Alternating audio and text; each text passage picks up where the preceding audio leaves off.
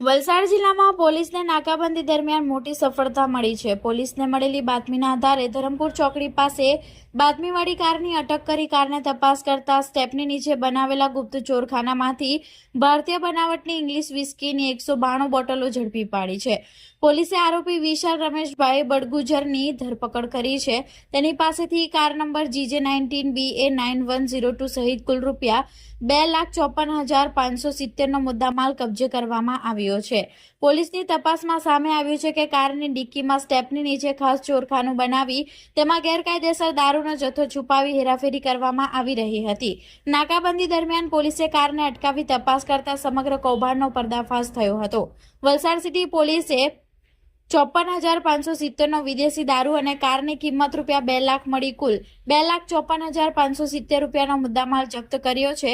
હાલ પોલીસે આરોપી સામે પ્રોહિબિશન એક્ટ હેઠળ ગુનો નોંધી વધુ તપાસ હાથ ધરી છે અને દારૂનો જથ્થો ક્યાંથી લાવવામાં આવ્યો હતો તેમજ ક્યાં પહોંચાડવાનો હતો તે દિશામાં તપાસ આગળ વધારી છે।